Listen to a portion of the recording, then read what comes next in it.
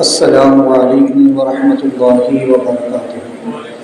الحمد للہ نحمده ونستعینه ونستغفره ونؤمن به ونعوذ باللہ من شرور انفسنا ومن سیئات اعمالنا، من يهده الله فلا مضل له ومن يضلل فلا هادي له، ونشهد ان لا اله الا الله وحده لا شريك له ونشهد ان سيدنا ومولانا محمدا عبده ورسوله، فقد قال الله تبارك وتعالى في القرآن المجيد والفرقان الحميد: أعوذ بالله من الشيطان الرجيم، بسم الله الرحمن الرحيم.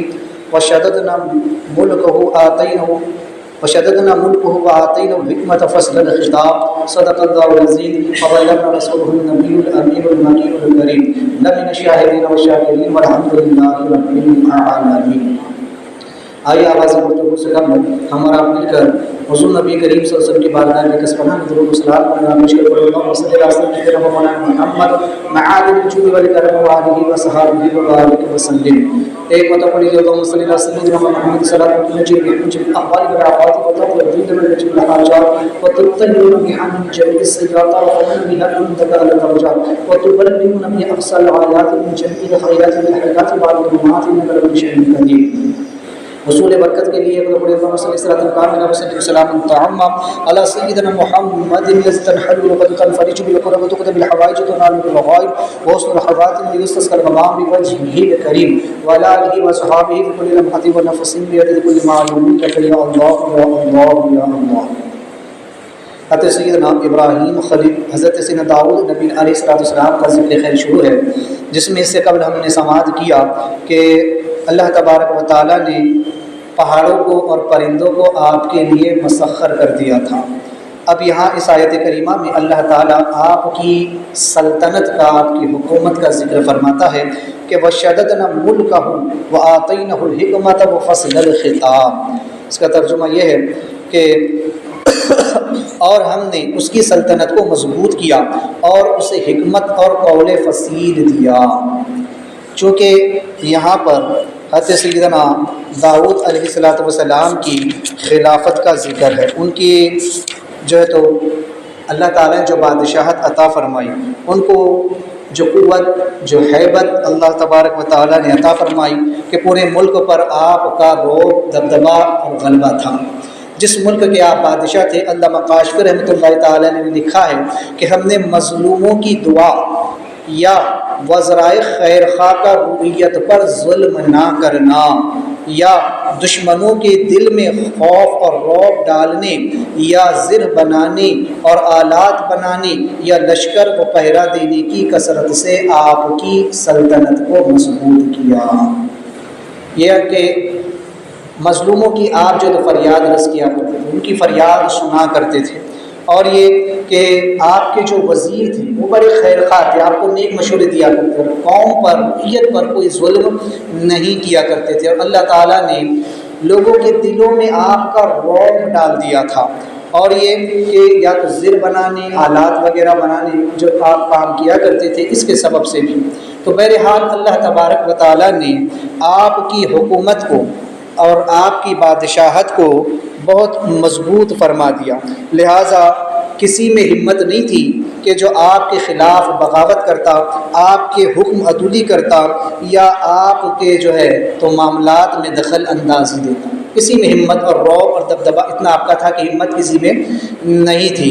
اس کی ایک مثال بیان کی گئی کہ حضرت سیدنا ابن عباس رضی اللہ تبارک تعالیٰ سے مروی ہے، فرماتے ہیں کہ حضور نبی کریم فرماتے ہیں کہ حضور نبی علیہ السلام فرمایا کہ حضرت داؤد علیہ السلام کی بارگاہ میں دو شخص آئے اور آ کر کے انہوں نے اپنا معاملہ پیش کیا۔ ایک شخص نے دعویٰ کیا دوسرے پر، اس نے کہا کہ فلاں نے میری گائے لے لی۔ اس نے دعویٰ کیا کہ فلاں شخص نے میری گائے لے لی، اس نے گائے کا دعویٰ اس کے اوپر کیا۔ حضرت سیدنا داؤد علیہ السلام نے دونوں کی باتیں سنی، اس نے انکار کیا، اس نے کہا کہ یہ تو میری اپنی ہے، اس کی نہیں ہے، یہ مجھ پر جھوٹا دعویٰ کر رہا ہے۔ تو بہرحال آپ نے دونوں کی باتیں سنی، اور چونکہ اس وقت آپ کسی حتمی نتیجے پر نہیں پہنچے تو آپ نے فرمایا کہ تم دونوں ابھی چلے جاؤ اور کل میرے پاس آنا۔ لہٰذا وہ دونوں چلے گئے۔ رات میں حضرت سیدنا داؤد علیہ السلام جب سوئے تو آپ کو خواب میں جو ہے تو بتایا گیا کہ وہ شخص جو مدعی ہے، جس نے دعویٰ کیا ہے، اس کو قتل کر۔ جب صبح کو آپ اٹھے تو آپ نے خیال فرمایا کہ یہ خواب ہے، لہٰذا مجھے اس معاملے میں بھی جلدی نہیں کرنا چاہیے، مجھے اس کی اور تحقیق کرنا چاہیے۔ دوسری رات جب آپ سوئے پھر آپ کو وہی خواب نظر آیا کہ جو مدعی ہے جس نے گائے کا دعویٰ کیا ہے اس کو قتل کر دو، لہٰذا پھر آپ نے یہی خیال کیا کہ خواب ہے، صرف خواب کی بنیاد پر میں کیوں کر قتل کروں، حالانکہ انبیاء علیہ السلام کے خواب وہی خفی ہوا کرتے ہیں، وہ جو خواب دیکھتے ہیں وہ حقیقت ہوتے ہیں، ان کے خواب اللہ ہی کی طرف سے ہوتے ہیں، لہٰذا پھر بھی یہ احتیاط ہے حضرت داؤد علیہ السلام کی۔ اسی لیے علماء اور مفتیان کرام کو بھی حکم ہے کہ جب بھی وہ کسی معاملے میں فیصلہ کرے تو پہلے اچھی طریقے سے سوچ لے، اس پر غور کر لے تاکہ بعد میں پچھتانا نہ پڑے۔ لہٰذا حضرت داؤد علیہ السلام نے خیال کیا کہ یہ تو خواب ہے، میں اس پر اور غور کروں۔ تیسری رات پھر وہی خواب آیا اور کہا گیا کہ آپ جو ہے تو اس مدعی کو، اس دعویٰ کرنے والے کو قتل کر دیجیے ورنہ آپ کی گرفت ہو جائے گی۔ حضرت داؤد اسلام جب بیدار ہوئے صبح کو آپ نے شخص کو بلانا بھیجا اور اسے بلا کر سارا ماجرا سنایا کہ مجھے اللہ تعالیٰ کی طرف سے تجھے قتل کرنے کا حکم ملا ہے۔ لہٰذا تمام لوگ جمع ہوئے، دربار لگا اور تمام وزراء اور تمام مشیر اور تمام لوگوں کے درمیان اب حضرت داؤد علیہ السلام اس کا فیصلہ کرنے والے ہیں۔ آپ نے فرمایا کہ اللہ کی طرف سے حکم ہے کہ میں تجھے قتل کروں۔ اس نے کہا کہ کیا آپ بغیر ثبوت اور بغیر گواہوں کے مجھے قتل کر دیں گے؟ آپ نے کہا کہ ہاں، میں اللہ کا حکم ضرور تجھ پر جاری کروں گا کیونکہ یہ رب کی طرف سے حکم ہے۔ اس نے کہا کہ آپ جلدی نہ کریں، میں آپ کو اصل بات بتاتا ہوں۔ دراصل بات یہ ہے کہ میں نے اس شخص پر گائے کا جھوٹا دعویٰ کیا، لیکن میں اس وجہ سے عذاب میں مبتلا نہیں ہوا۔ اللہ تعالیٰ نے اس وجہ سے مجھے قتل کرنے کا حکم نہیں دیا، بلکہ اس وجہ سے مجھے قتل کرنے کا حکم دیا گیا ہے کیونکہ میں نے اس شخص کی، جس پر میں نے گائے کا دعویٰ کیا ہے، اس شخص کے باپ کو میں نے دھوکے سے قتل کر دیا تھا۔ میں نے اس کے باپ کو دھوکے سے قتل کر دیا اور اس کی خبر کسی کو نہیں ہونی تھی۔ آج یہ راز میں تمہیں بتا رہا ہوں، لہٰذا اس بات کی خبر خود اس شخص کو بھی نہیں ہے، لہٰذا اس وجہ سے میں عذاب الہی میں گرفتار ہو گیا ہوں۔ حضرت داؤد علیہ السلام نے فرمایا کہ اس کو لے جا کر کے قتل کر دو، لہٰذا اس شخص کو لے جا کر کے قتل کر دیا گیا۔ اس کے بعد سے لوگوں کے دلوں میں حضرت داؤد علیہ السلام کی ہیبت، آپ کا خوف، آپ کا رعب اور آپ کا دبدبہ ایسا بیٹھ گیا کہ لوگ خیال کرنے لگے، لوگوں کے دل میں یہ بات جم گئی اور یہ عقیدہ گھر کر گیا کہ ہم جو بھی گناہ کریں گے اللہ تعالیٰ داؤد علیہ السلام کو آگاہ فرما دے گا، اللہ تعالیٰ داؤد علیہ السلام کو اس کی خبر دے دے گا۔ یہی عقیدہ اہل سنت والجماعت کا ہے کہ اللہ تبارک و تعالیٰ اپنے نبیوں کو اور اپنے ولیوں کو علم غیب عطا فرماتا ہے۔ امتی چونکہ انسان کی ایک کیفیت ہے، انسان کی ایک کیفیت ہے، آپ کو ہر انسان اپنے اوپر سے اس بات کو اندازہ لگا سکتا ہے کہ جب انسان گناہ کرتا ہے تو ہر انسان کا عقیدہ ہے، ہر مسلمان کا عقیدہ ہے کہ اللہ تعالیٰ ظاہر، اللہ تعالیٰ دیکھتا ہے، اللہ تعالیٰ گواہ ہے، اللہ مجھے دیکھ رہا ہے۔ اس کے باوجود بھی انسان گناہ کرتا ہے، اسے شرم نہیں آتی، اسے حیا نہیں آتی، اسے ڈر نہیں لگتا۔ لیکن وہی انسان اگر یہ دیکھے کہ مجھے فلاں انسان گناہ کرتے ہوئے دیکھ رہا ہے تو وہ گناہ نہیں کرے گا۔ یہ ہر انسان کی کیفیت ہے۔ مسلمان جانتا ہے کہ اللہ دیکھ رہا ہے لیکن پھر بھی گناہ کر لیتا ہے، لیکن جب وہ دیکھے کہ فلاں شخص مجھ کو دیکھ رہا ہے تو وہ گناہ نہیں کرے گا، اس کے سامنے نہیں، چلو بولے بند کمرے میں جا کے کریں گے، فلاں جگہ دیکھیں گے، کمرہ بند کر کے ویڈیو دیکھے گا، جو گناہ کرنا ہوگا لوگوں سے چھپ کر کے کرے گا۔ تو لوگوں کا ڈر ہے، رب کا ڈر نہیں ہے۔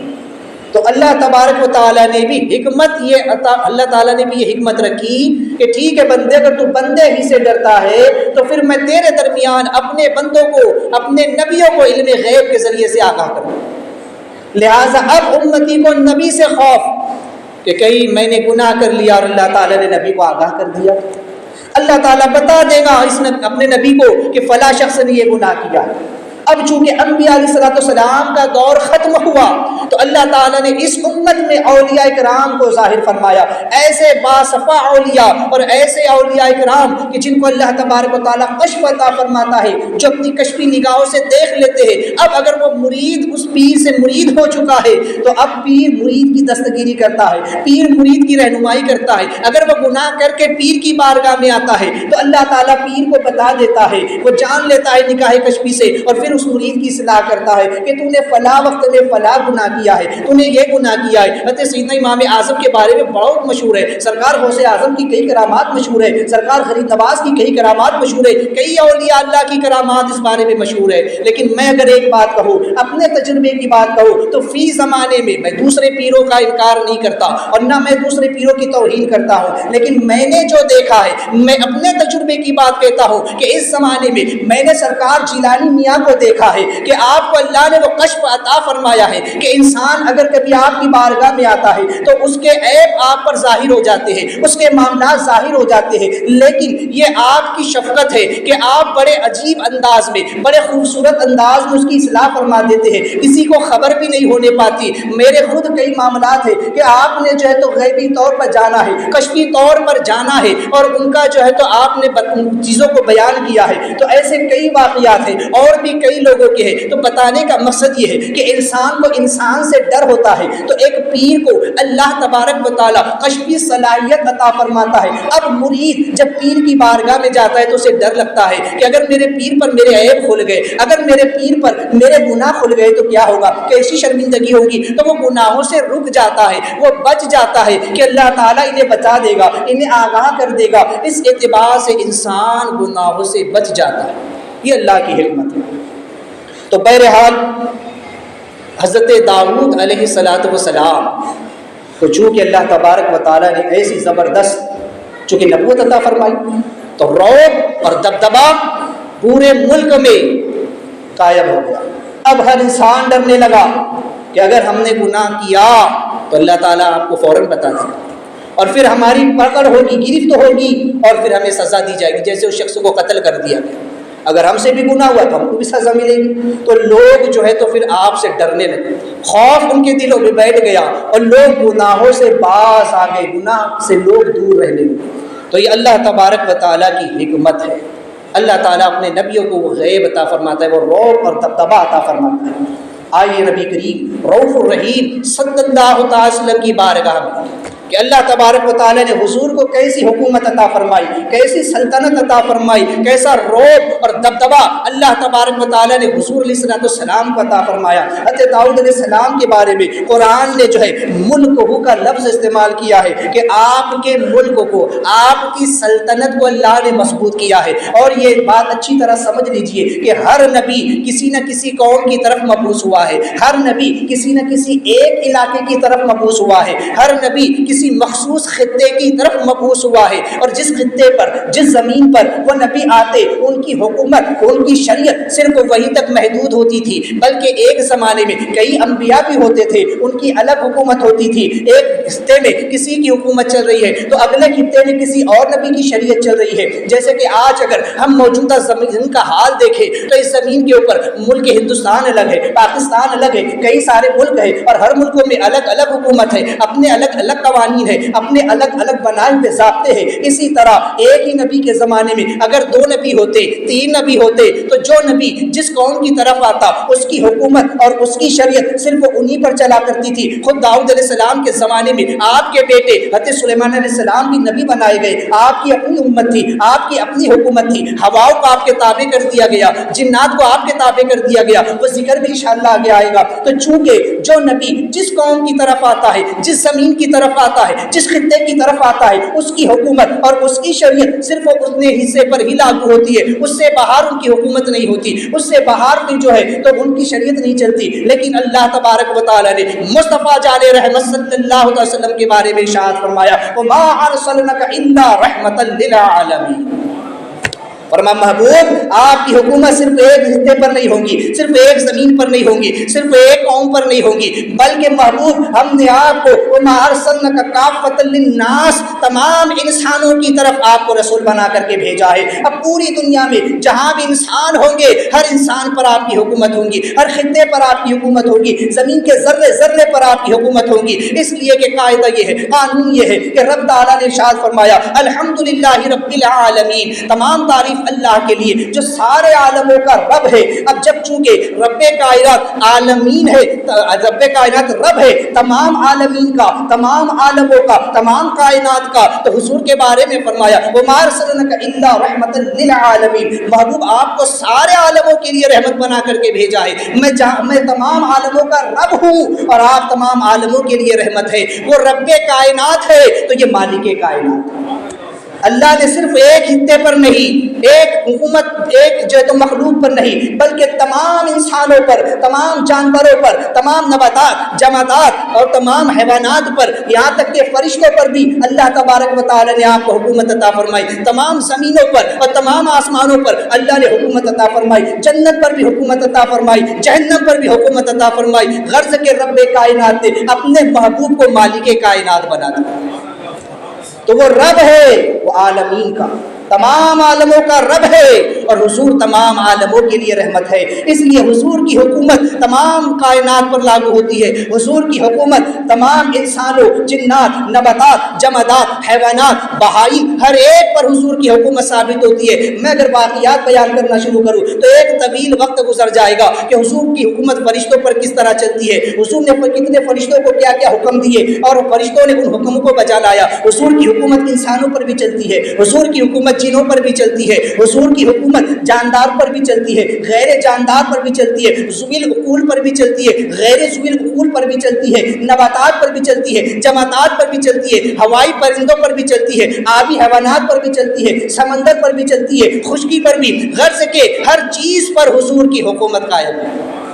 حضور نے حکم دیا، کئی واقعات اور معجزات ہیں، پیڑ چل کر کے آئے، جانور چل کر کے آئے، پتھروں نے درود و سلام پڑھا، فرشتے آ کر کے درود و سلام پیش کرتے ہیں۔ غرض کے کائنات کی ہر شے جانتی ہے کہ حضور اللہ کے رسول ہے، حضور کو اللہ کا رسول جانتی اور مانتی، اور حضور کا حکم بھی مانتی ہے۔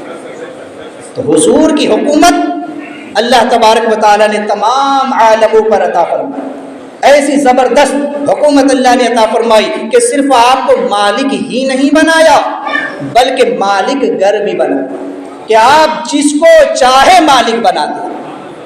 ایک ہوتا ہے کہ ہم نے یہ چیز آپ کو دے دی تو اب آپ اس کو استعمال کریں، لیکن یہ کہہ دیا کہ اب اس چیز کو آپ جس کو چاہے دے سکتے ہیں، آپ کو اختیار ہے۔ یہ اختیار کلی اگر دے دیا گیا تو اب اس اعتبار سے اگر دیکھو تو آقا کریم صلی اللہ تعالی علیہ وسلم کو اللہ تبارک و تعالی نے یہ بھی اختیار عطا فرمایا کہ محبوب جس کو جو چاہے آپ عطا فرمائیں۔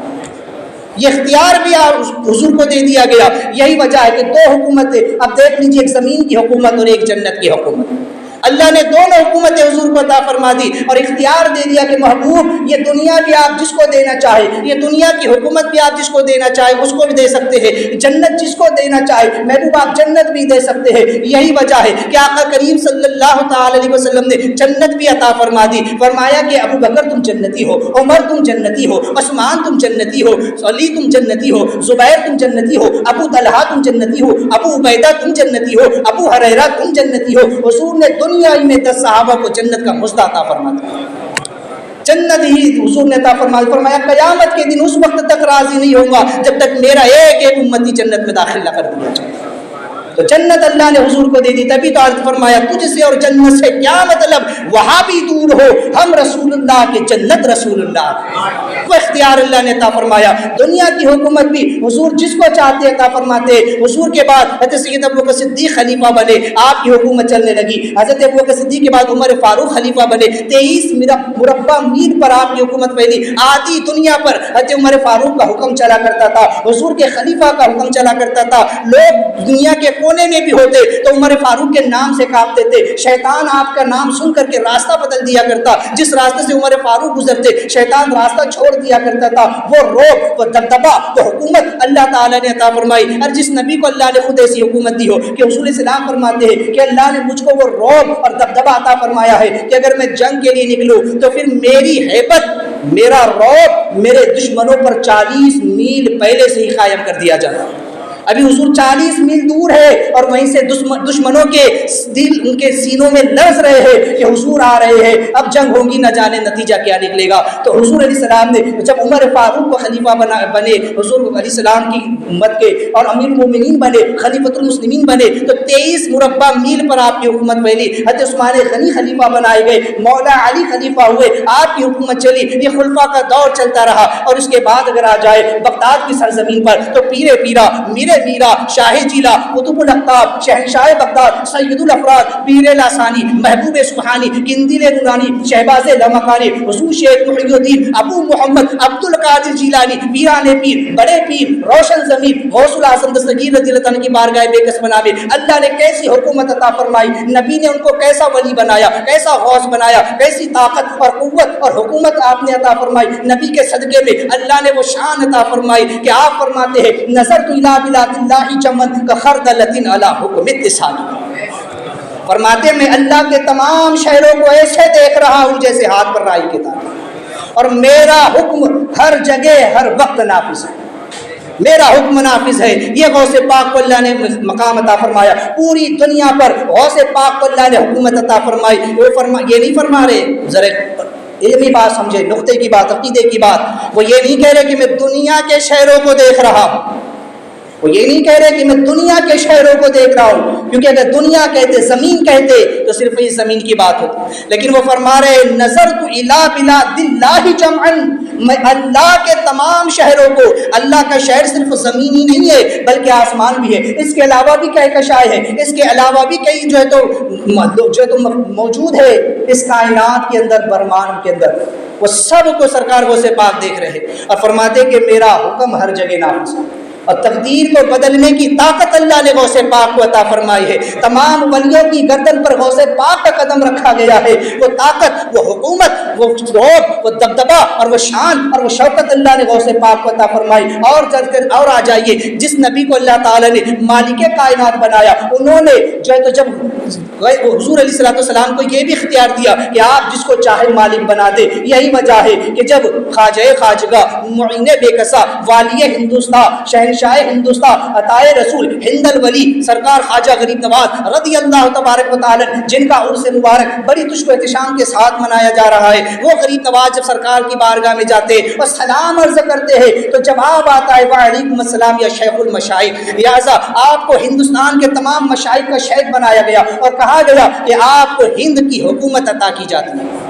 دربار رسول سے غریب نواز کو ہندوستان کی حکومت دے دی گئی، ہند کا والی بنایا، ہندوستان کا جو تو شہنشاہ بنا کر بھیجا گیا. جب آپ نے ہندوستان میں اپنے قدم پاک رکھے، اجمیر کی سرزمین پر پہنچے تو آپ نے اپنے اختیارات دکھا دیے. انا ساگر کو اپنے کوزے میں سما کر بتا دیا میری حکومت پانی پر بھی ہے. اونٹوں کو بٹھا کر دکھا دیا میری حکومت جانوروں پر بھی ہے. پرندے آپ کی بارگاہ میں آ کر بیٹھ کے اللہ کی تسبیح کرتے، بتا دیا کہ میری حکومت پرندوں پر بھی ہے. یہاں تک کہ 90 لاکھ کو کلمہ پڑھا کر مسلمان کیا، بتا دیا میری حکومت انسانوں پر بھی ہے. بڑے بڑے جن آ کر کے غوث سرکار غریب نواز کی بارگاہ میں زانوی ادب طے کیا کرتے تھے، غوث غریب نواز کا حکم مانا کرتے اور آج بھی مانتے ہیں. بتا دیا کہ میری حکومت جنوں پر بھی ہے. غرض کے غریب نواز کو اللہ کے رسول صلی اللہ علیہ وسلم نے جب ہند کا والی بنایا، ہند کا شہنشاہ بنایا تو ہر چیز پر حکومت عطا فرما دی. آج کے دور کی یہ ظاہری حکومت یہ نہ سمجھے کہ حکومت ان کی چل رہی ہے. ارے تخت تو بدلتے رہیں گے، کرسیاں بدلتی رہیں گی،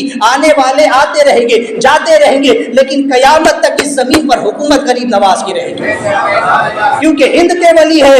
انہیں رسول اللہ نے اس ملک کی بادشاہت عطا فرمائی ہے جو ان سے کوئی نہیں چھین سکتا ہے. وہ جو چاہیں گے وہ کریں گے. لہٰذا سرکار غریب نواز رضی اللہ تبارک و تعالیٰ کو وہ شان عطا فرمائی. تبھی تو میرے پیر و مرشد حضور سیدنا سرکار تاج الشریعہ فرماتے ہیں کہ جہاں بانی عطا کر دے، بھری جنت عطا کر دے، نبی مختار کل ہے جس کو جو چاہے عطا کر دے. جہاں میں ان کی چلتی ہے، پوری کائنات میں جہاں میں ان کی چلتی ہے وہ دم میں چاہے کیا سے کیا کر دے، زمین کو آسماں کر دے، سریا کو سرا کر دے۔ یہ اختیار نبی کو ہے کہ وہ جو چاہے کرے۔ تو اللہ تبارک و تعالیٰ نے حضرت داؤد علیہ السلام کو صرف ایک ملک کی حکومت عطا فرمائی، لیکن رسول کائنات صلی اللہ تعالی وسلم کو اللہ نے تمام مخلوقات پر اور تمام عالموں کی حکومت عطا فرمائی اور رحمت للعالمین بنا کر کے آپ کو بھیجا ہے۔ یہی وجہ ہے کہ آج ہر کوئی ان کا صدقہ کھا رہا ہے۔ نجدی اس نے تجھے مہلت دی کہ اس عالم میں کافر و مرتد میں بھی رحمت رسول اللہ۔ لہٰذا یہ حضور کی حکومت ہے، یہ حضور کا زمانہ ہے، اور حضور علیہ الصلوۃ والسلام کی شریعت آج بھی نافذ اور قیامت تک باقی رہے۔ تو لہٰذا فرمایا کہ حضرت داؤد علیہ السلام کی حکومت کو ہم نے مضبوط کیا۔ اب اس کی ایک تفسیر علماء نے اور فرمائی، فرماتے ہیں کہ چونکہ حضرت داؤد علیہ السلام کے دروازے پر آپ کے غلام پہرا دیا کرتے، ایک روایت کے مطابق 600 غلام، ایک روایت کے مطابق 36,000 غلام، اور ایک روایت کے مطابق 40,000 لوگ زر پوش اپنے ہاتھوں میں تلوار اور جو ہے تو زر لے کر کے آپ کے دروازے پر کھڑے ہو کر کے پہرا دیا کرتے تھے۔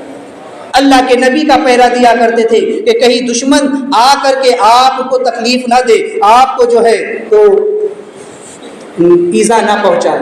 لہٰذا جب صبح ہوتی تو آپ باہر تشریف لاتے اور ان لوگوں سے فرماتے کہ اب تم اپنے اپنے گھروں کو لوٹ جاؤ، اللہ کا نبی تم سے راضی، اللہ کا نبی تم سے خوش ہے، لہٰذا اپنے اپنے گھروں کو چلے جاؤ۔ روزانہ رات میں پہرا دیا کرتے تھے۔ لہٰذا حضرت علامہ آلوسی رحمۃ اللہ تعالی علیہ فرماتے ہیں، ابن کثیر فرماتے ہیں، حضرت کبیر فرماتے ہیں کہ اتنی تعداد میں لوگوں کا آپ کے دروازے پر پہرا دینا آپ کی محبت میں تھا، ان کے شوق میں تھا۔ اور علامہ آلوسی فرماتے ہیں کہ اگرچہ اللہ تعالیٰ کے نبی کو ضرورت نہیں تھی، لیکن لوگوں کو، غلاموں کو ان کی ضرورت تھی، ان کی خدمت کی ضرورت تھی۔ لہٰذا لوگ اپنے لیے باعث برکت سمجھتے تھے کہ ہم نبی کے در کا پہرا دے رہے ہیں، ہم نبی کے دروازے پر کھڑے ہو کر کے پہرا دے رہے ہیں۔ اس میں ایک امتی کو، ایک نبی، ایک جو ہے تو غلام کو اپنی فخر اور اپنی شان محسوس ہوتی تھی کہ ہم نے نبی کے در کا پہرا دیا۔ آقا کریم صلی اللہ تعالی علیہ وسلم کی بارگاہ میں آئے، اللہ تعالیٰ نے فرمایا واللہ یعصمک من الناس، اے محبوب اللہ لوگوں کے شر سے آپ کی حفاظت فرمائے۔ اس آیت کے نزول سے پہلے حضور علیہ السلام بھی پہرا دلاتے تھے، صحابہ اکرام حضور کے دروازے پر کھڑے ہو کر پہرا دیا کرتے تھے کہ ایسا نہ ہو کہ دشمن آ کر حضور پر حملہ کرے۔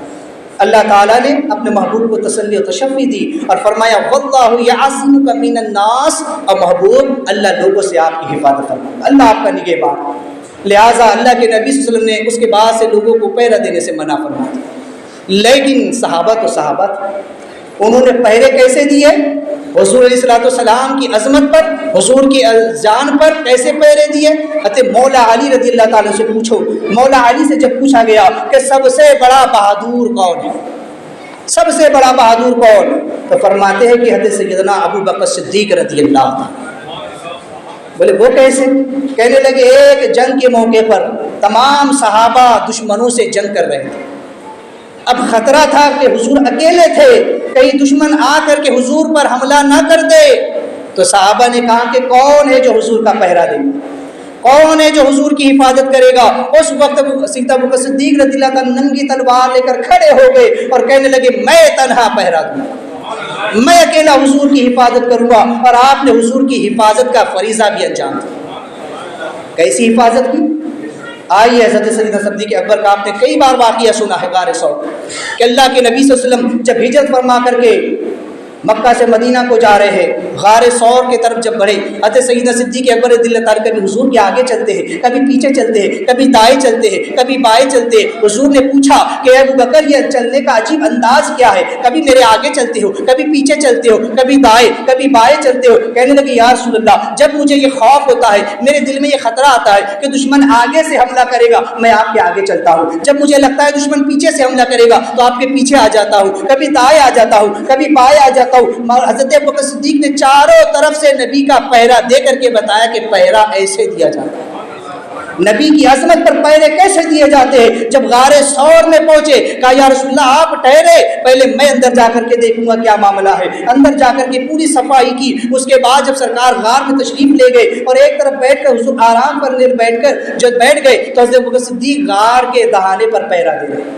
غار کے سوراخ کے پاس ادھر سے ادھر گھوم رہے ہیں کہ کہیں دشمن آ نہ جائے۔ سرکار نے فرمایا اے ابوبکر غم نہ کرو، اللہ ہمارے ساتھ ہے، میں آرام کرنا چاہتا ہوں۔ حضرت ابوبکر صدیق بیٹھ گئے، اپنے پیر کو پھیلا دیا کہ رسول اللہ میری ران پر اپنے سر مبارک کو رکھ کر آرام فرمائے۔ حضور علیہ الصلوۃ والسلام نے اپنا سر مبارک حضرت ابوبکر صدیق کی ران پر رکھا۔ پہرا کیسے دیا جاتا ہے دیکھ لو کہ سانپ نے ڈس لیا ہے، بڑا خطرناک سانپ ہے اور ایسا ویسا سانپ نہیں ہے۔ مفسرین فرماتے ہیں کہ جو سانپ جتنا پرانا ہوتا ہے اس کا زہر اتنا زیادہ خطرناک ہوتا ہے۔ سرکار صلی اللہ علیہ وسلم نے بعد میں فرمایا تھا کہ یہ سانپ حضرت عیسیٰ علیہ السلام کے زمانے سے ہے، اور یہ جس نے سنا تھا کہ میں ہجرت کر کے مدینہ جاؤں گا اور اس غار میں ٹھہروں گا، اس دن سے یہ میری زیارت کے لیے اس غار میں آ کر رکا ہوا ہے۔ 500 سال پہلے کا سانپ ہے جو حضور علیہ السلام کی زیارت کے، حضور کے دیدار کے شوق میں اس غار میں آ کر ٹھہرا ہوا ہے۔ اب اندازہ کرے کتنا زہریلا سانپ ہوگا، اس کے زہر میں کتنا اثر ہوگا۔ جب حضرت ابوبکر صدیق کو ڈس لیا لیکن ابوبکر صدیق نے پہرا نہیں چھوڑا، اپنے پیر کو نہیں کھینچا بلکہ پیر میں جنبش لگانی نہیں دی اور بتایا کہ اپنی جان بھی دے دی اور بتا دیا کہ نبی کا پہرا ایسے دیا جاتا ہے۔ یہ سبق ہے ہمارے لیے کہ جب نبی کی جان پر، نبی کی عظمت پر، نبی کی عزت پر، نبی کی شریعت پر، نبی کے دین پر حملے ہو تو اپنی جان کو بچا کر مت بیٹھ جانا۔ یہ مسلمانان ہند کے لیے بڑی شرم کی بات ہے کہ ہم سے ایک مسجد کا پہرا نہیں دیا گیا۔ پورے ہند کے مسلمانوں کے لیے شرم کی بات ہے، ایک مسجد اس پر ہم پہرا نہیں دے سکے، اس کے لیے ہم اپنی جان تک قربان نہیں کر سکے۔ آج ظالموں نے، آج کافروں نے اس پر غاصبانہ قبضہ کر لیا اور آج وہ کیا کرنے جا رہے ہیں ہر ایک پر مخفی نہیں ہے، ہر انسان جانتا ہے کہ آج وہ ظالم وہاں کیا کرنے جا رہے ہیں اور بت قدا وہاں بنا دیا گیا۔ افسوس ہے مسلمانوں پر، ان کی غیرت اسلامی پر، ان کی غیرت ایمانی پر کہ مر کر بھی اپنی ایک مسجد کی حفاظت نہیں کر سکے۔ لیکن ہزاروں سلام ہو فلسطین کے ان مسلمانوں پر، لاکھوں درود ہو ان مسلمانوں پر، وہاں کی ماؤں پر سلام ہو، وہاں کے بچوں پر سلام ہو کہ جنہوں نے اپنی جانوں کی قربانیاں دے دے کر کے بیت المقدس کی آج بھی حفاظت کر رہے ہیں، کیونکہ وہ جانتے ہیں کہ یہ انبیاء علیہ السلام کی سرزمین ہے۔ یہ وہ بیت المقدس ہے کہ جہاں انبیاء علیہ السلام آرام فرما ہے، یہ وہ بیت المقدس ہے جہاں نبی نے ایک مرتبہ نماز ادا فرمائی ہے۔ اس بیت المقدس کی حفاظت کے لیے فلسطین کے مسلمان اپنی جانوں کی قربانیاں پیش کر رہے ہیں، مائیں اپنے بچوں کو پیش کر رہی ہے، اپنے جوانوں کو پیش کر رہی ہے، وہ خون میں لت پت ہو رہے ہیں، وہ جانیں قربان کر رہے ہیں، مال قربان کر رہے ہیں، لیکن پھر بھی بیت المقدس کی حفاظت کر رہے ہیں۔ یہ جو ہے تو مسلمانوں نے ہند کے لیے بڑی غیرت کی بات ہے۔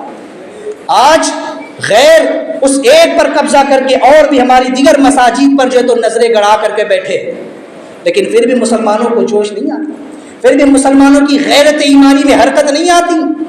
اب اندازہ کرے کہ ہمارا ایمان کس درجے کا ہے، گناہ کر کر کے ہم نے اپنی ایمانی قوت کو کتنا کمزور کر رکھا ہے، کیونکہ ایک مومن تو تنہا کافی ہوتا ہے ہزاروں کفار کے لڑنے کے، لیکن آج بڑے افسوس کے ساتھ یہ کہنا پڑتا ہے کہ ہم نے صرف مصلحت کا نام لے کر کے، ہم نے حکمت کا نام لے کر کے اللہ کے ایک گھر کو جو ہے تو اس کی حفاظت کا ہم پہرا نہیں دے سکتے۔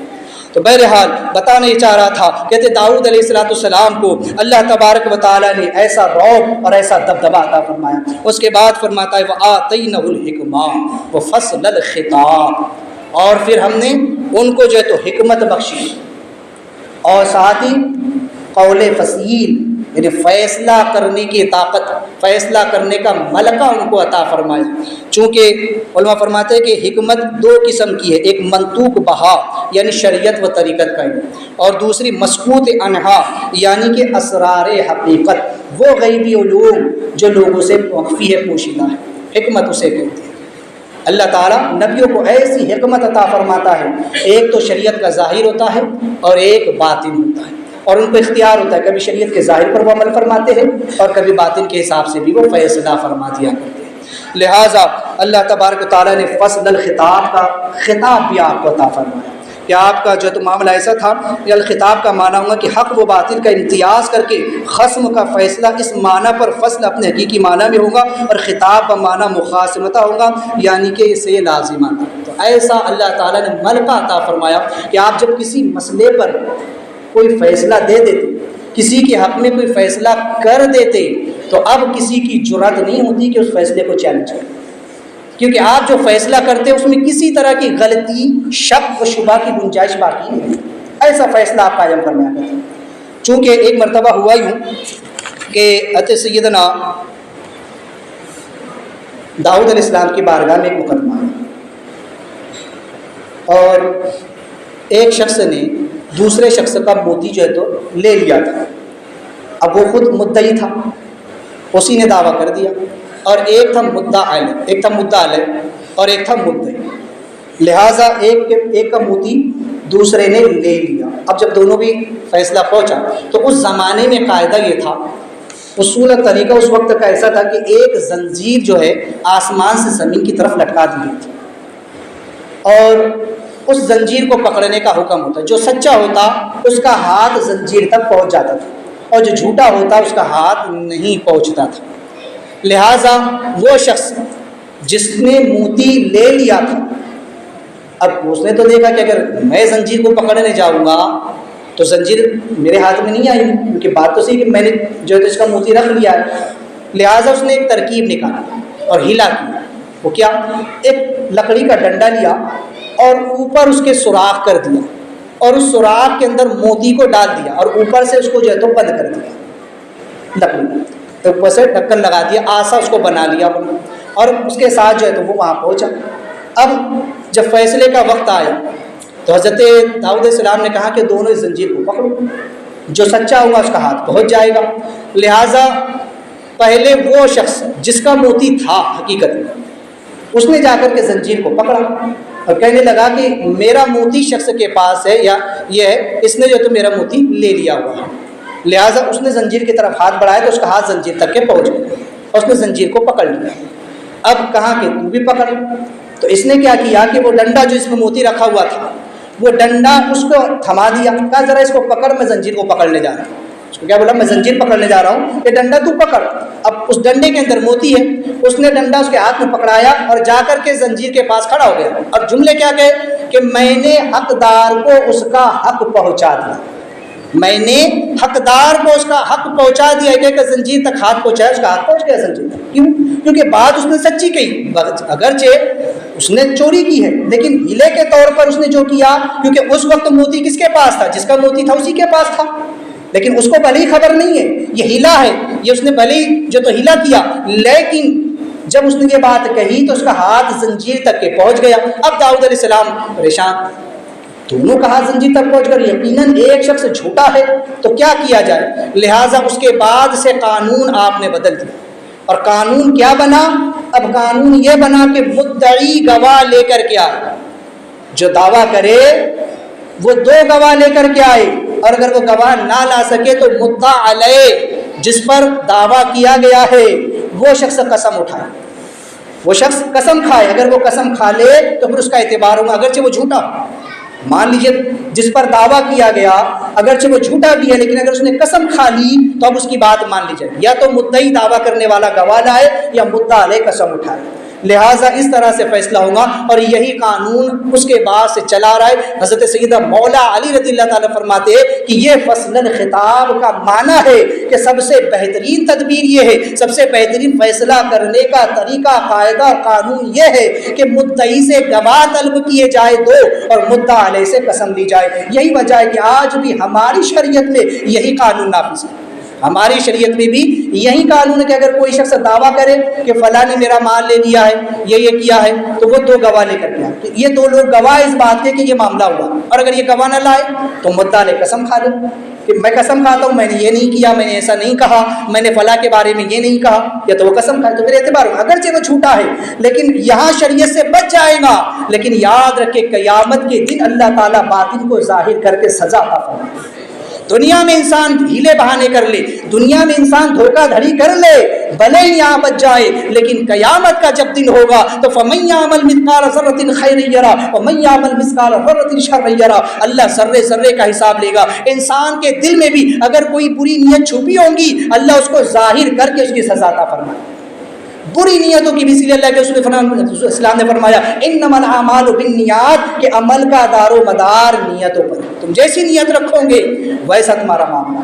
तो लिहाजा क़यामत के दिन अल्लाह लोगों के बातिन को जाहिर करके फैसले फरमाएगा और फिर उनको सज़ा और जज़ा का उनका मामला होगा। तो लिहाजा फरमाया कि फ़स्लुल ख़िताब ये है कि इंसान जो है तो सबसे बेहतर जो है तो फ़ैसला करे। लिहाजा चूँकि अल्लाह तबारक व तआला ने मखलूक पैदा फरमाई, बहुत सारी मखलूक़ात, लेकिन मैं 3 मखलूक की बात करता हूँ जो हमारे सामने में मौजूद है। एक है जमादात, पेड़ पौधे नबातात पत्थर वगैरह। दूसरे हैवानात, यानी तमाम हैवान इसके अंदर आ गए, तमाम जानदार, चाहे वो आबी हो, फ़िज़ाई हो, ज़मीनी हो, खुश्की बर्री, जैसे भी हो सब आ गए, चौपाए, चारपाए, 2 पैर वाले सब आ गए। और एक है इंसान, अशरफुल मखलूक़ात। अब चूँकि जिन्नात हमारी निगाहों से पोशीदा है, उनको देखते नहीं इसलिए उनकी बात नहीं, और ना ही फरिश्तों को हम देखते इसलिए उनकी बात करते। ये 3 हमारे सामने जिसको हम देख रहे हैं। अगर आप पेड़ को भी काटे ना, दर्द उसे भी होता है। मैंने इससे पहले भी कहा कि हर चीज़ के अंदर उसकी शान के मुताबिक जान मौजूद है, लिहाजा हर चीज़ अल्लाह का जिक्र करती है। लेकिन जो जमादात है, पेड़ पौधे पत्थर वगैरह, ये इदराक शऊर से खाली है। और जो हैवानात है, जो जानदार है, जो परिंदे हैं, वो इदराक शऊर तो रखते हैं लेकिन कामिल नहीं रखते। वो अपनी दिल की बात या अपने दर्द को या अपनी खुशी को दूसरे के साथ बांट नहीं सकते, दूसरे को बयान नहीं कर सकते। लेकिन इंसान अशरफुल मखलूक़ात, ये अपनी बात, अपना दुख, अपना दर्द, अपनी खुशी, अपनी हर चीज़ दूसरे इंसान से बांट सकता है, उसे बता सकता है, उसके दिल का बोझ हल्का हो जाता है। लिहाजा किसी को अपना राजदार बना सकता है, उसे कुछ बातें बता सकता है। तो इंसान के अंदर अल्लाह ने ये मल कर रखा, इसमें भी हर इंसान यकसा नहीं। बाज़ लोग वो होते हैं जो अपनी बात को सही तरीके से समझाने की या लोगों तक पहुँचाने की सलाहियत नहीं रखते, और बाज़ वो होते हैं कि जिनको अल्लाह ताला ऐसा मल का अता फरमाता है कि वो एक बात भी कहते हैं तो अगला जो तो बहुत कुछ समझ जाता है। उनके एक ही जुमले के अंदर, उनकी एक ही इबारत के अंदर अल्लाह तबारक व तआला वो सलाहियत अता फरमाता है कि वो अगले को समझाने की भरपूर सलाहियत रखते हैं।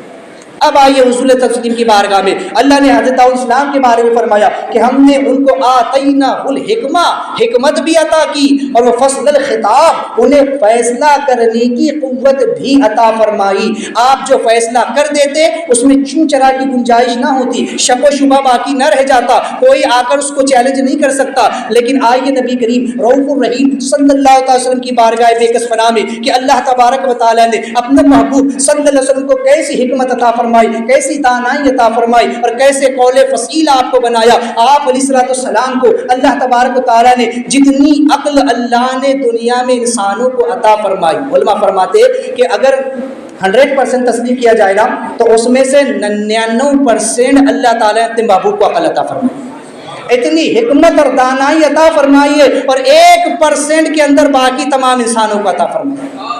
अब आप देखें दुनिया में कैसे कैसे अक्लमंद इंसान मौजूद हैं, कैसे कैसे फैसले करने वाले जज मौजूद हैं, लेकिन ये 1% है तो जिनका ये आलम है। तो अल्लाह तबारक व तआला ने जिसको 99% अक्ल अता फरमाई हो, अल्लाह ने जिसको ऐसी हिकमत, दानाई, शऊर अता फरमाया हो, उसका मामला क्या होगा। आका करीम सल्लल्लाहु अलैहि वसल्लम जो फैसला फरमा दे, अब उसमें किसी को गुंजाइश नहीं होती कि वो चूं चरा करे, इसलिए कि अल्लाह तबारक व तआला ने वाज़ेह लफ्ज़ों में फरमा दिया, फला व रब्बिका ला युमिनूना हत्ता युहक्किमूका फीमा शजरा बैनहुम थुम्मा ला यजिदू फी अनफुसिहिम हरजम मिम्मा क़दैतु युसल्लिमू तस्लीमा। अल्लाह ने आयत करीमा नाज़िल फरमाई और फरमाया कि ओ महबूब, आप लोगों से फरमा दीजिए, लोगों को बता दीजिए कि वो अपने आपसी झगड़ों में जब तक आपको अपना हकम ना बना ले, आपको अपना पेशवा और रहबर और मुंसिफ तस्लीम ना कर ले, और फिर आप जो उनको हुक्म दे दे उसे बेचूं चरा तस्लीम ना कर ले, اس حکم پر وہ کوئی انگشت نہ اٹھائے، اس حکم پر چون چرا نہ کرے، شک و شبہ نہ کرے، بلکہ آپ کے حکم کو تسلیم کر لے اور اپنے دلوں میں اس حکم سے تنگی نہ پائے. یعنی ایسا نہ ہو کہ بظاہر تو مان لیا کہ ہاں مان لیا، لیکن دل کے اندر حضور نے غلط فیصلہ کرے، تو یہ بات نہ ہو. تو لہٰذا محبوب آپ بتا دیجئے کہ اپنے دلوں میں تنگی محسوس نہ کرے، بلکہ دل سے آپ کے فیصلے کے آگے اپنے سر تسلیم کو خم کر دے، تب جا کر وہ مومن ہو، تب جا کر وہ ایمان والے کہلائیں گے.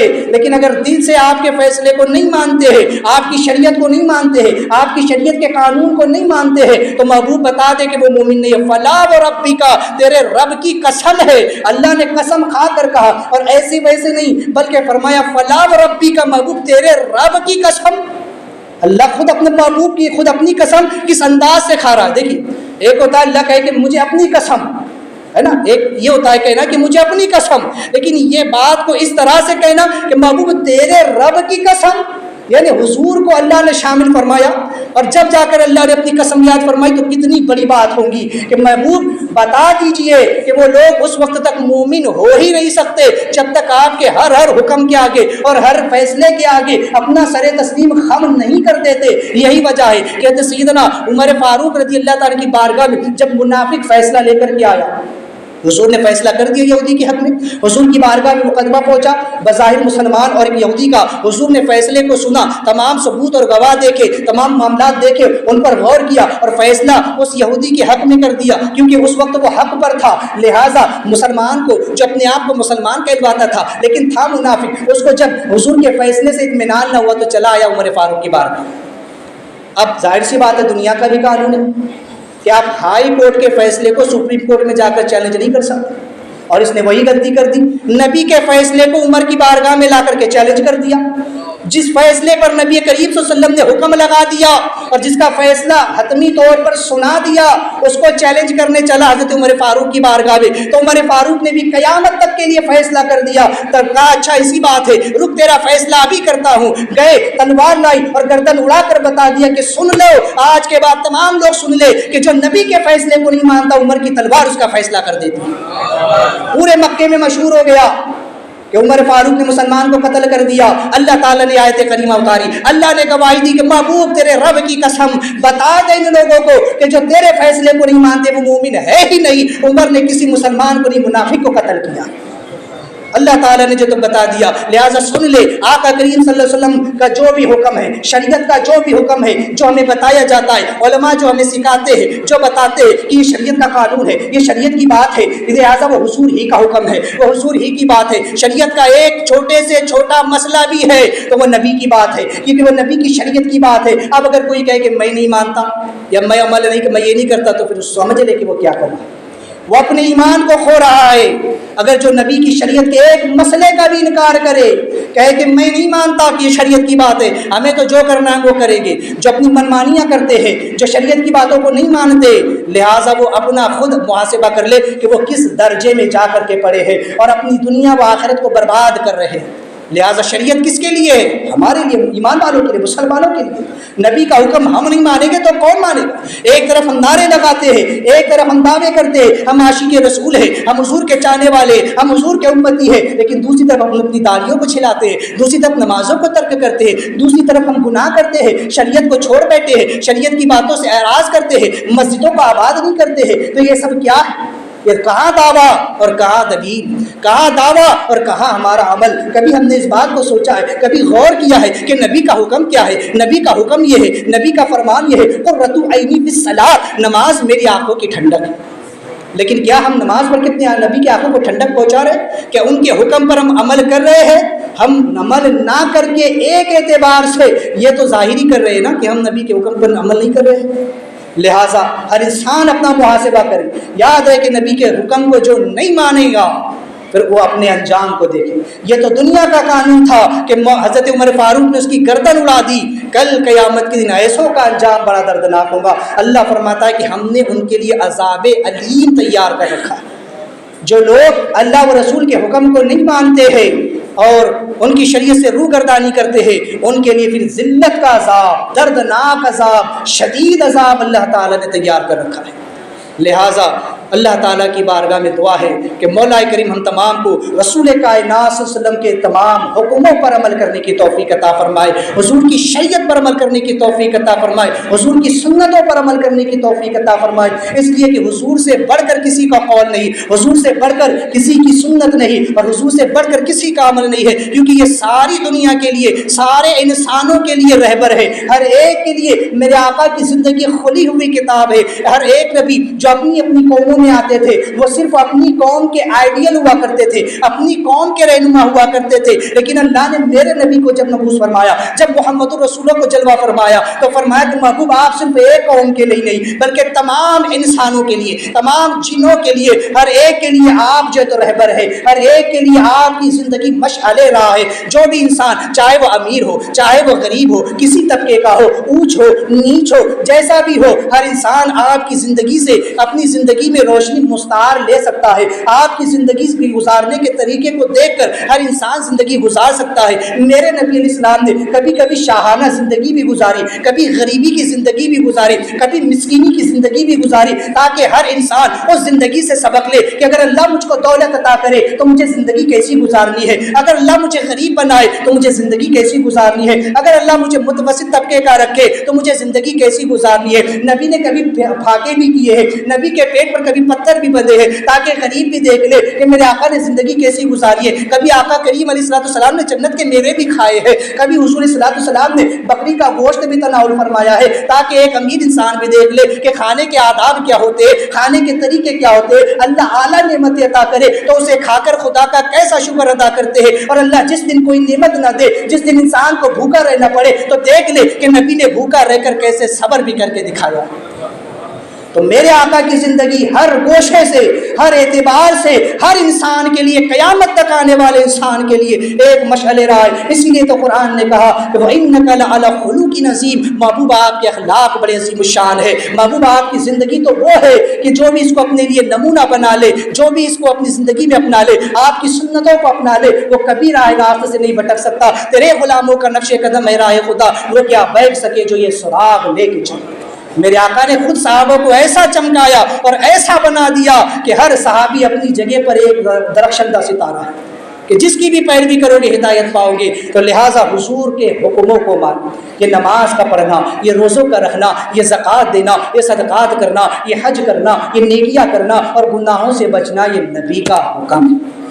اب اگر اسے نہیں مانتے، اس پر عمل نہیں کرتے، تو ہر انسان اپنا محاسبہ کر لے کہ ہم کس مقام پر کھڑے ہیں، اور کل قیامت میں پوچھ ہونے والا۔ وَمَن يَعْمَلْ مِثْقَالَ ذَرَّةٍ خَيْرًا يَرَهُ وَمَن يَعْمَلْ مِثْقَالَ ذَرَّةٍ شَرًّا يَرَهُ، پوچھا جائے گا بندے دنیا میں بڑا دعویٰ تھا میں عاشق رسول ہوں، بتا تیری داڑھی کہاں ہے؟ دنیا میں بڑے زور و شور سے تو کہا کرتا تھا میں حضور کا امتی ہوں، بتا جب اللہ کے نبی صلی اللہ علیہ وسلم کی مسجد، جب مسجدوں پر حملے ہو رہے تھے، تب اس وقت تیرا ایمان کہاں تھا؟ تیرے دعوے کہاں تھے؟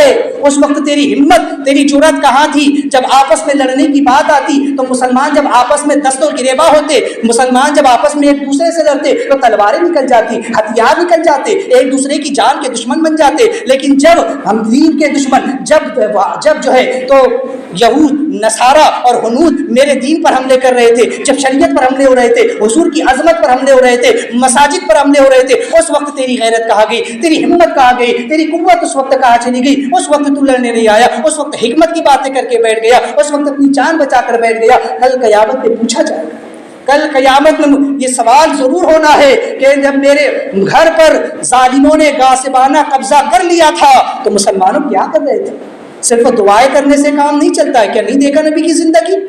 نبی نے وقت پڑا تو تلوار بھی اٹھائی ہے، نبی نے جہاد بھی کیا ہے، نبی نے دشمنوں سے جنگیں بھی لڑی ہے۔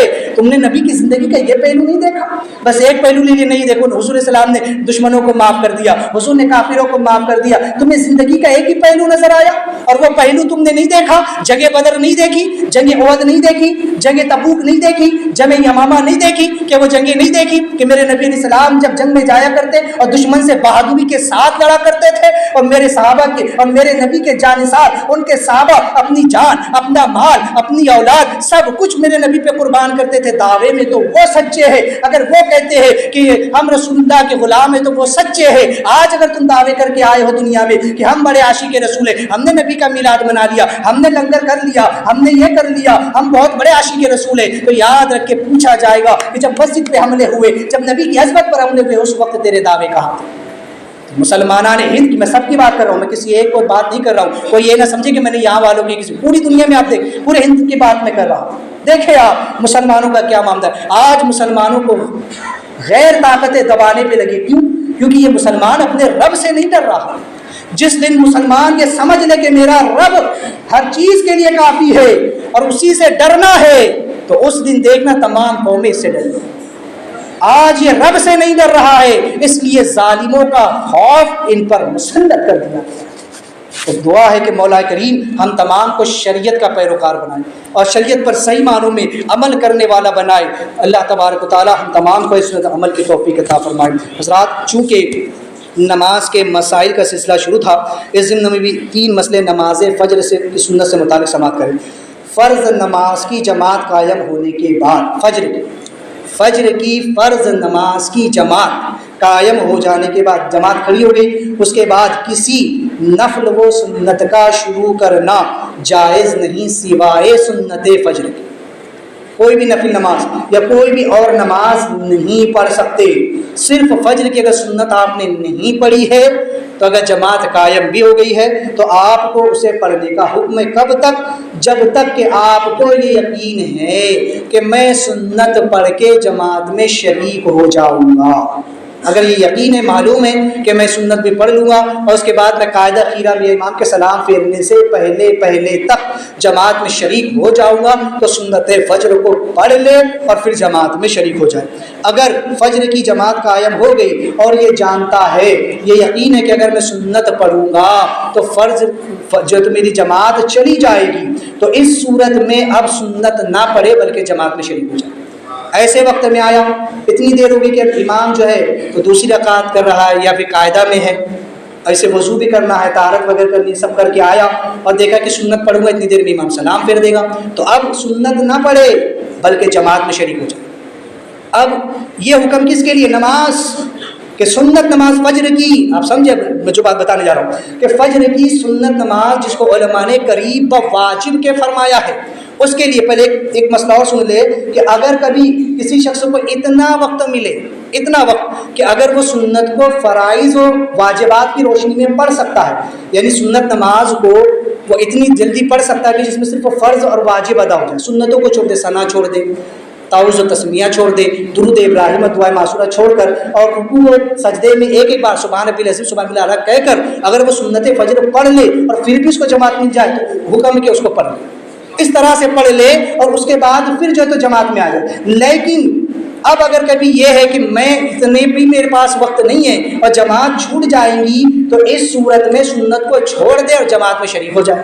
لیکن ہمارے یہاں اکثر جگہ، میں ایک جگہ کی بات نہیں کروں، اکثر جگہ ہوتا یہ ہے کہ لوگ آتے ہیں، وضو خانے پر بیٹھتے ہیں اور اطمینان کے ساتھ ان کے وضو ہوتے ہیں، دانت کو صاف کیا جا رہا ہے، حلق میں انگلیاں ٹوچی جا رہی ہے، ادھر جماعت ہو رہی ہے، قرات ہو رہی ہے، اور ادھر ہم جو ہے تو زور زور سے غرارے کر رہے ہیں۔ ہمیں یہ خیال نہیں آتا کہ قرات ہو رہی ہے، ہمیں یہ خیال نہیں آتا کہ جماعت شروع ہے، ہماری جماعت کو چھوٹ جائیں گی۔ ارے اتنا وقت اس کام کے پیچھے کیوں دینے کا، جبکہ حکم یہ ہے نماز کے لیے کہ اگر سنت نماز آپ فرائض و واجبات کے ساتھ پڑھ سکتے تو پڑھ لے اور پھر جماعت میں چلے جائے۔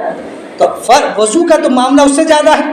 اگر وضو آپ کو یہ ہے کہ میری جماعت چھوٹ جائے گی تو صرف وضو کے فرائض ادا کرے، صرف وہ چہرہ دھو لے، ہاتھ دھو لے، سر کا مسح کرے اور پیر دھو لے اور فوراً آ کر کے جماعت میں شریک ہو جائے، تو اطمینان سے ہم دانت گھسیں گے، حلق میں انگلیاں کریں گے، اس کے بعد جو غرارے کریں گے، پھر اطمینان سے پانی پوچھیں گے کریں گے، یا کوئی تو ویسے ہی دوڑ کر کے آتے رہے پھر جماعت میں۔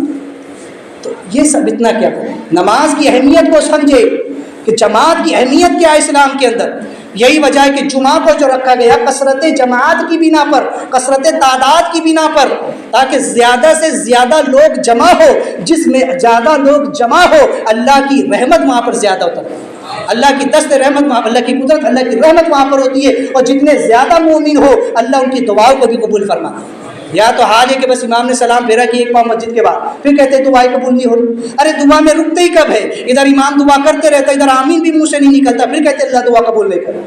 تو اتنی سستی، اتنی کاہلی ہماری ہے، ہم اپنے آپ کو جھانک کر نہیں دیکھتے اور فوراً اعتراض کرتے ہیں. تو ان مسائل کو سمجھے، ذہن میں رکھے، عمل کرنے کی توفیق کرے. دوران گفتگو کرتی ہے توبہ کرتا ہوں، استغفر اللہ ربی من کل ذنب واتوب الیہ، لا الہ الا اللہ محمد رسول اللہ.